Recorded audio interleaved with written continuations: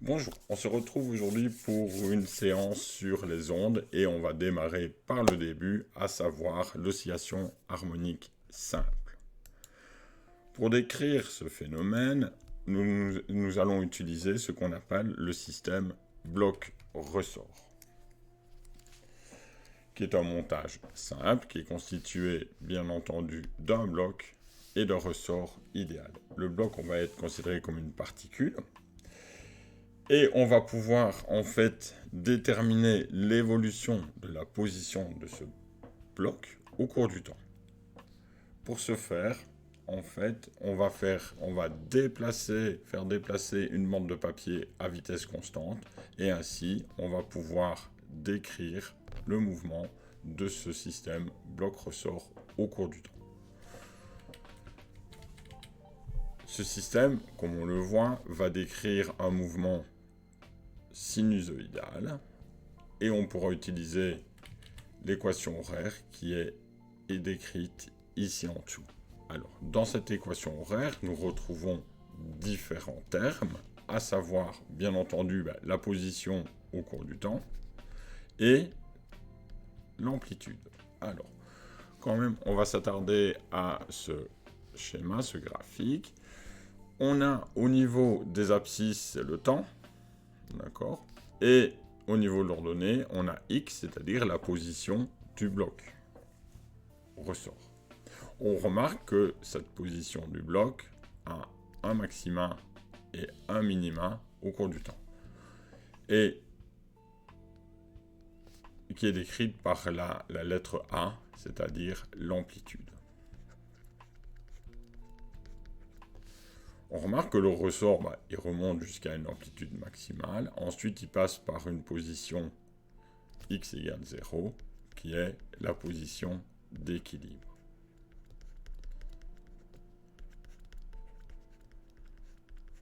Et l'amplitude a une valeur inverse négative de moins 1. Ensuite, on a une fonction sinus et on a une variable oméga t, où oméga est la fréquence angulaire.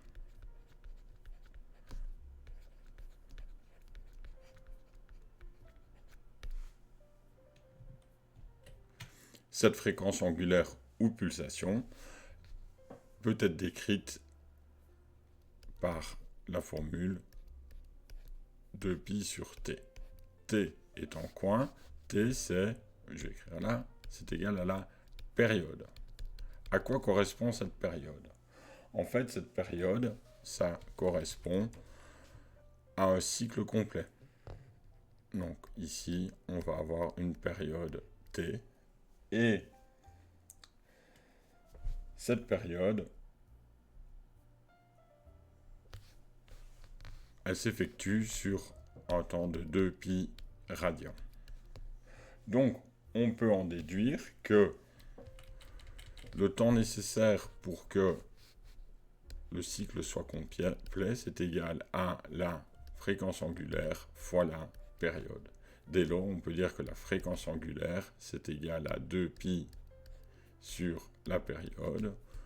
Et sachant également que l'inverse de la période est égal à la fréquence, d'accord, à savoir que la fréquence, elle est en hertz ou en seconde moins 1, on obtient cette relation.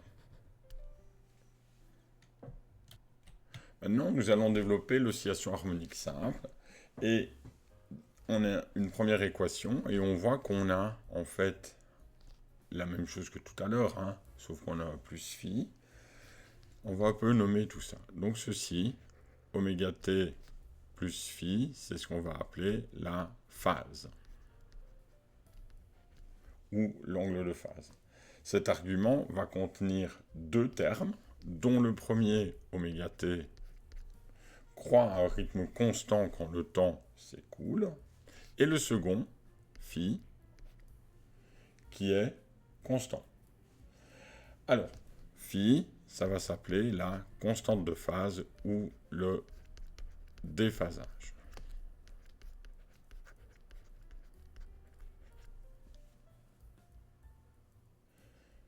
Si nous analysons la figure ci-dessous,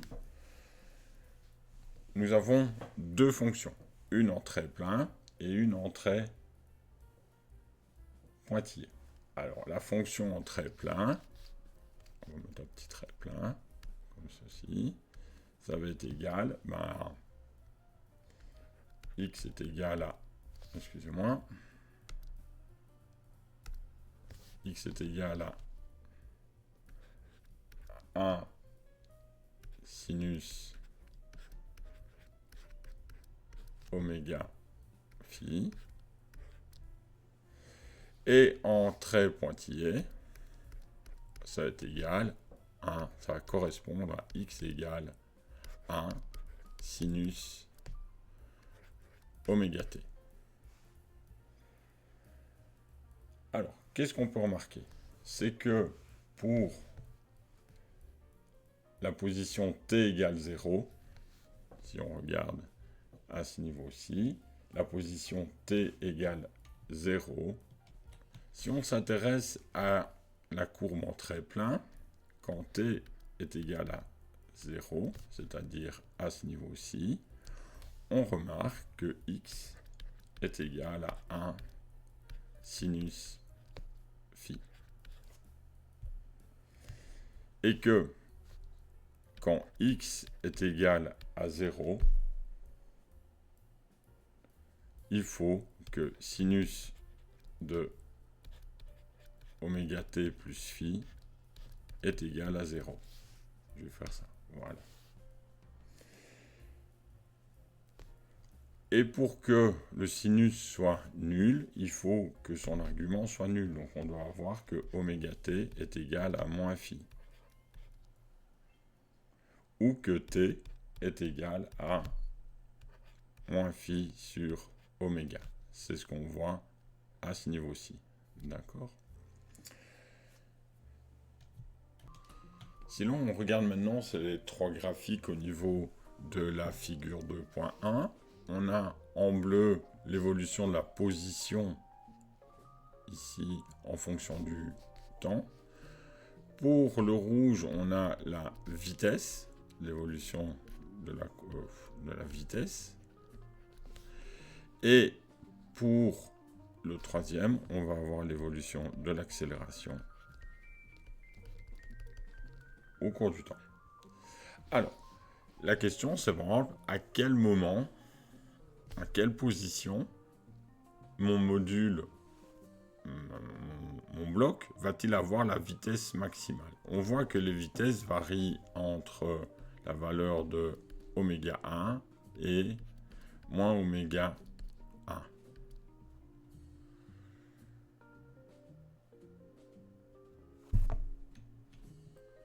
L'accélération va varier entre la valeur du carré de la fréquence angulaire fois l'amplitude et de l'inverse. Ceci. Alors, à quel moment la vitesse sera la plus grande? Si on regarde, on va avoir ici une vitesse la plus élevée quand la position correspond à la position d'équilibre. Si maintenant on regarde la même chose pour l'accélération, l'accélération sera maximale à ce moment-ci, c'est-à-dire quand l'amplitude sera maximale au niveau de la position.